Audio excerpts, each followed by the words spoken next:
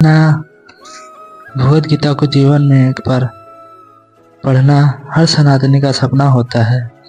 फिर भी बहुत सारे सनातनियों को यह अवसर नहीं मिल पाता है, या फिर मैं यह कहूँ कि हर सनातनी का सही में सनातन धर्म को तब तक ही जान पाता है जब उसको गीता का ज्ञान प्राप्त हो जाता है। आज आपको सौभाग्य से भगवद गीता का ज्ञान प्राप्त करने का अवसर मिला है। भगवान में पूरी निष्ठा और पूरे मन से भगवद गीता के इस वीडियो को लास्ट तक जरूर देखें। आप चाहे जहां रहें वहां भगवद गीता का पाठ सुन सकते हैं। अगर आपको श्लोक पढ़ने में समझ में नहीं आता है तो इस वीडियो के माध्यम से आप भगवद गीता के इस पाठ को जान पाएंगे और समझ पाएंगे। बस हर एक श्लोक का अनुवाद पूरी अच्छी तरह से सुनना और समझना। एक एक श्लोक आपके जीवन में बहुत ही महत्वपूर्ण है, जो आपके प्यार और मन में शांति बनाए रखेंगे। बिना कुछ सीखे केवल सुनते जाना ही अनिवार्य नहीं है, उसको समझना भी बहुत अनिवार्य है। भगवद गीता कैसे और कितने दिन में सुने, इस वीडियो के माध्यम से जानेंगे। हम रोज एक अध्याय और इस एक श्लोक कुछ पाठ को बस पढ़ेंगे, जिससे आपको भी समझने में आसानी हो और हमें भी बताने में आसानी हो। पहले भगवान श्री कृष्ण को साक्षी मानकर यह निश्चय करें कि आज से हर रोज मुझे एक अध्याय और एक श्लोक का कुछ पाठ पढ़ना है या सुनना है। इस वीडियो के माध्यम से आप रोज 20 से 25 मिनट इस वीडियो को जरूर देना। इससे आपके जीवन में बहुत ही ज़्यादा सुख शांति और सकारात्मक विचार आएंगे। धर्म के इस कार्य के लिए भगवान से प्रार्थना करता हूँ कि भगवान आपको गीता का ज्ञान प्राप्त करने में सहायता करे और आपके जीवन की हर समस्या का निवारण करे। जय श्री कृष्णा दोस्तों, आज हम भगवद गीता के अध्याय फर्स्ट और श्लोक फर्स्ट से इस वीडियो को शुरुआत करते हैं और मुझे आशा है कि इस वीडियो को आप लास्ट तक जरूर देखेंगे और इस वीडियो को लास्ट तक देखने से आपके जीवन में बहुत सी सारी खुशियां और आपके मन में शांति और सकारात्मक विचार बने रहेंगे। भगवद गीता एक बहुपठित आस्तिक विज्ञान है, जो गीता महात्म्य में सार रूप में दिया हुआ है। इसमें यह उल्लेख है कि मनुष्य को चाहिए कि वह श्री कृष्ण के भक्त की सहायता से सर्वेक्षण करते हुए भगवद गीता का अध्ययन करे और स्वार्थ प्रेरित व्याख्याओं के बिना उसे समझने का प्रयास करे। अर्जुन ने जिस प्रकार से साक्षात भगवान श्री कृष्ण से गीता सुनी और उसका उपदेश ग्रहण किया, इस प्रकार की स्पष्ट अनुभूति का उदाहरण भगवद गीता में ही है। यदि उसी गुरु परंपरा से निजी स्वार्थ से प्रेरित हुए बिना किसी भगवद गीता को समझने का सौभाग्य प्राप्त हो तो वह समस्त वैदिक ज्ञान तथा विश्व के समस्त शास्त्रों के अध्ययन को पीछे छोड़ देता है। पाठक को भगवद गीता में न केवल अन्य शास्त्रों की सारी बातें मिलेंगी, अपितु ऐसी बातें भी मिलेंगी जो अन्यत्र कहीं उपलब्ध नहीं है। यह गीता का विशिष्ट मानदंड है। स्वयं भगवान श्री कृष्ण द्वारा साक्षात उच्चरित होने के कारण यह पूरा आस्तिक विज्ञान है। महाभारत में वर्णित धृतराष्ट्र तथा संजय की वार्ताएं इस महान दर्शन के मूल सिद्धांत का कार्य करती हैं। माना जाता है कि इस दर्शन की प्रस्तुति कुरुक्षेत्र युद्ध के युद्ध स्थल में हुई, जो वैदिक युग से पवित्र तीर्थ स्थल रहा है। इसका प्रवचन भगवान द्वारा मानव जाति के पथ प्रदर्शन हेतु तब किया गया जब वे इस लोक में स्वयं उपस्थित थे। धर्म क्षेत्र शब्द सार्थक है क्योंकि कुरुक्षेत्र के युद्ध स्थल में अर्जुन के पक्ष में श्री भगवान स्वयं उपस्थित थे। कौरवों का पिता धृतराष्ट्र अपने पुत्रों की विजय की संभावना के विषय में अत्यधिक संदिग्ध था। अतः इसी संदेह के कारण उसने अपने सचिव से पूछा। उन्होंने क्या किया? वह आश्वस्त था कि उसके पुत्र तथा उसके छोटे भाई पांडु के पुत्र कुरुक्षेत्र की युद्धभूमि में निर्णयात्मक संग्राम के लिए एकत्र हुए हैं। फिर भी उसकी जिज्ञासा सार्थक है। वह नहीं जानता था कि भाइयों में कोई समझौता हो। अतः वह युद्धभूमि में अपने पुत्रों की नियति, भाग्य, भावी के विषय में आश्वस्त होना चाह रहा था, क्योंकि इस युद्ध को कुरुक्षेत्र में लड़ा जाना था, जिसका उल्लेख वेदों में स्वर्ग के निवासियों के लिए भी तीर्थ स्थल के रूप में हुआ है। अतः धृतराष्ट्र अत्यंत भयभीत था कि इस पवित्र स्थल का युद्ध के परिणाम पर न जाने कैसा प्रभाव पड़े। उसे भली भांति ज्ञात था कि इसका प्रभाव अर्जुन तथा पांडु के अन्य पुत्रों पर अत्यंत अनुकूल पड़ेगा, क्योंकि स्वभाव से वे सभी पुण्य आत्मा थे। संजय श्री व्यास का शिष्य था, तय उनकी कृपा से संजय धृतराष्ट्र के कक्ष में बैठे बैठे कुरुक्षेत्र के युद्ध स्थल का दर्शन कर सकता था। इसलिए धृतराष्ट्र ने उससे युद्ध स्थल की स्थिति के विषय में पूछा।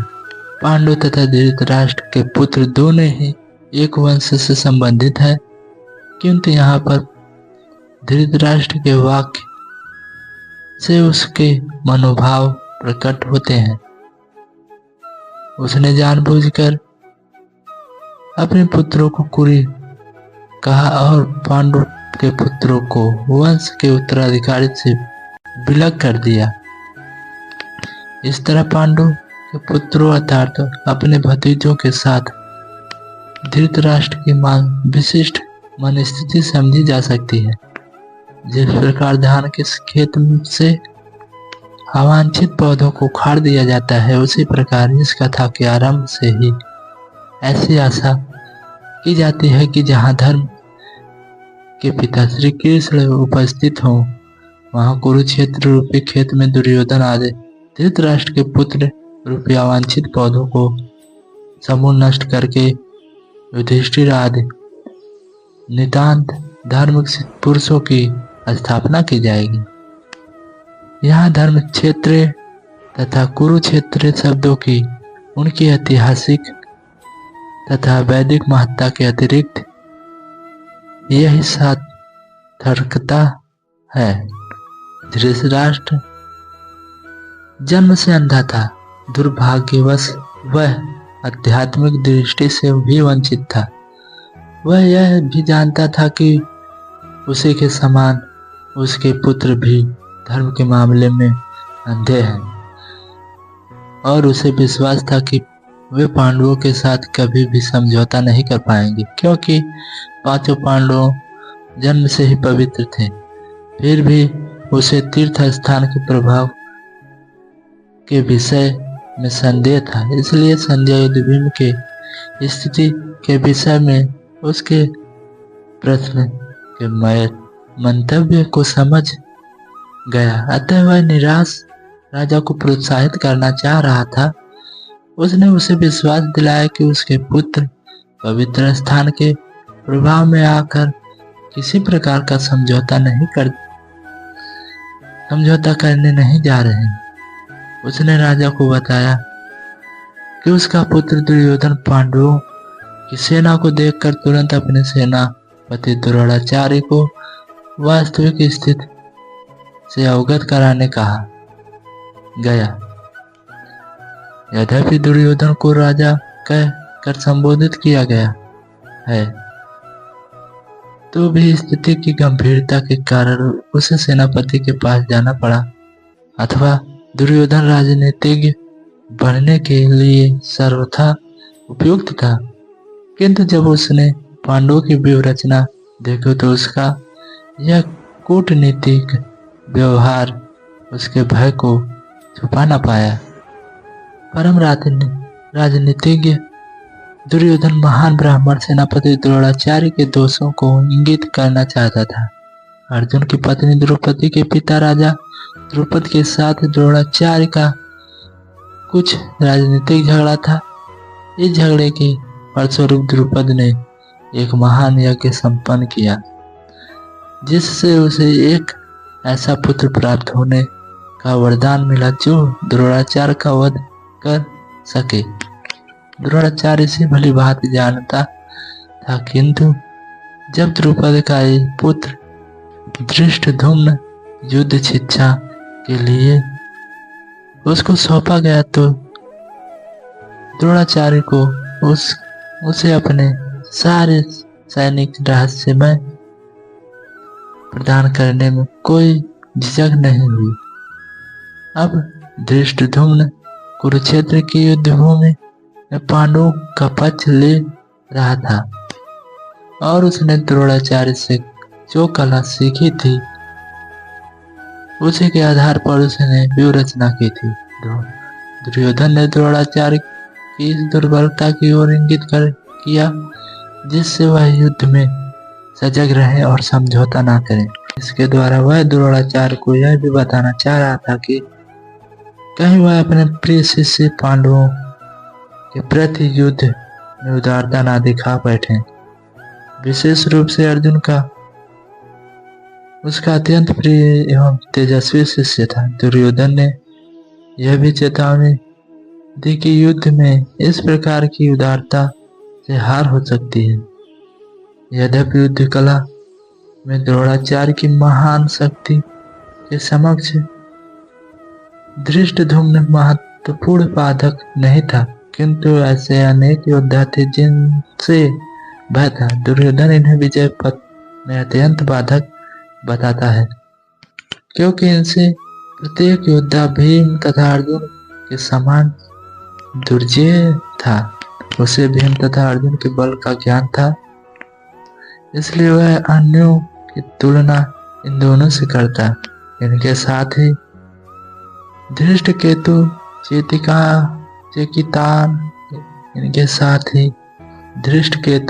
चेकितान काशीराज पुरुजीत कुंती भोज तथा सैब्य जैसे महाशक्तिशाली योद्धा भी थे। पराक्रमी योद्धा मन्यु अत्यंत शक्तिशाली उत्तमौजा सुभद्रा का पुत्र तथा द्रौपदी के पुत्र, ये सभी महारथी हैं। किंतु हे ब्राह्मण श्रेष्ठ, आपकी सूचना के लिए मैं अपनी सेना के उन नायकों के विषय में बताना चाहूंगा जो मेरी सेना को संचालित करने में विशेष रूप से निपुण है। मेरी सेना में स्वयं आप भीष्म, कर्ण, कृपाचार्य, अश्वत्थामा, विकर्ण तथा सोमदत्त का पुत्र भूरिश्रवा आदि हैं, जो युद्ध में सदैव विजयी रहे हैं। दुर्योधन उन अद्वितीय युद्धवीरों का उल्लेख करता है जो सदैव विजयी होते रहे हैं।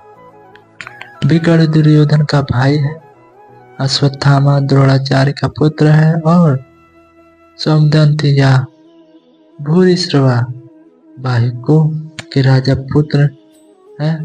कर्ण अर्जुन का आधा भाई है, क्योंकि वह कुंती के गर्भ से राजा पांडु के साथ विवाहित होने के पूर्व उत्पन्न हुआ था।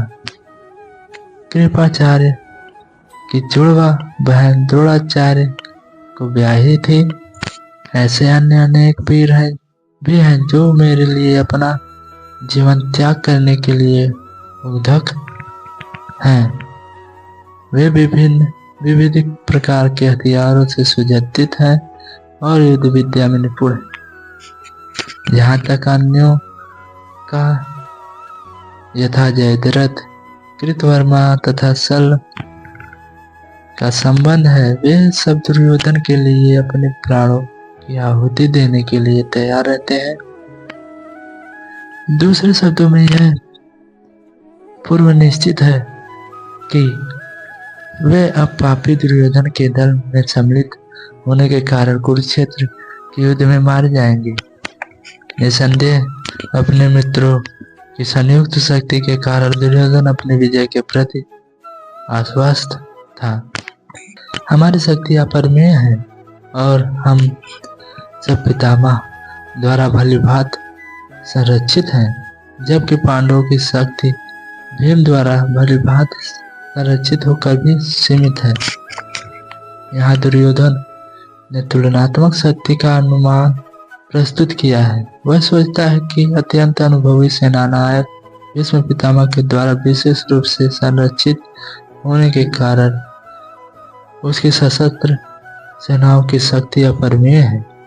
दूसरी ओर पांडवों की सेनाएं सीमित है, क्योंकि उनकी सुरक्षा एक कम अनुभवी नायक भीम द्वारा की जा रही है, जो भीष्म की तुलना में नगण्य है। दुर्योधन सदैव भीम से ईर्ष्या करता था, क्योंकि वह जानता था कि यदि उसकी मृत्यु कभी हुई भी तो वह भीम के द्वारा ही होगी, किंतु साथ ही उसे दृढ़ विश्वास था कि भीष्म की उपस्थिति में उसकी विजय निश्चित है, क्योंकि भीष्म कहीं अधिक उत्कृष्ट सेनापति है। वह युद्ध में विजयी होगा, यह उसका दृढ़ निश्चय था। अतएव सैन्य व्यूह में अपने अपने मोर्चों पर खड़े रहकर आप सभी भीष्म पितामह को पूरी सहायता दें। भीष्म पितामह के शौर्य की प्रशंसा करने के लिए के बाद दुर्योधन ने सोचा कि कहीं अन्य योद्धा यह न समझ ले कि उन्हें कम महत्व दिया जा रहा है। अतः दुर्योधन ने अपने सहज कूटनीतिक ढंग से स्थिति संभालने के उद्देश्य से उपयुक्त शब्द कहे। उसने बलपूर्वक कहा कि भीष्मदेव निसंदेह महानतम योद्धा है, किंतु उसने बलपूर्वक कहा कि भीष्मदेव निसंदेह महानतम योद्धा है, किंतु अब वे वृद्ध हो चुके हैं। अतः प्रत्येक सैनिक को चाहिए कि चारों ओर से उनकी सुरक्षा का विशेष ध्यान रखे। हो सकता है कि वे किसी एक दिशा में युद्ध करने में लग जाएं और शत्रु इस व्यवस्था का लाभ उठा ले। अतः यह आवश्यक है कि अन्य योद्धा मोर्चों पर अपनी अपनी स्थिति पर अड़ी रहे और शत्रु को व्यूह न तोड़ने दे। दुर्योधन को पूर्ण विश्वास था कि कुरुओं की विजय भीष्मदेव की उपस्थिति पर निर्भर है।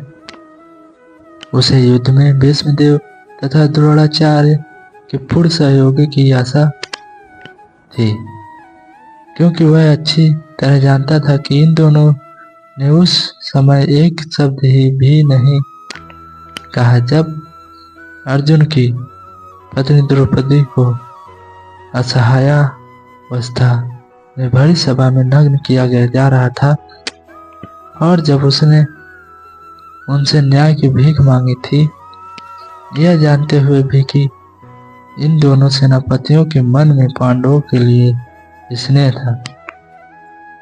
दुर्योधन को आशा थी कि वे इस स्नेह को उसी तरह त्याग देंगे जिस तरह उन्होंने दूध क्रीड़ा के अवसर पर किया था। दोस्तों, आज के लिए बस इतना ही। अगर आपको ये वीडियो पसंद आए तो लाइक और सब्सक्राइब कर देना। कल श्लोक 12 में से शुरुआत करेंगे। आज से श्लोक 11 तक हो गया है फर्स्ट अध्याय का। तो जय श्री कृष्णा, राधे राधे।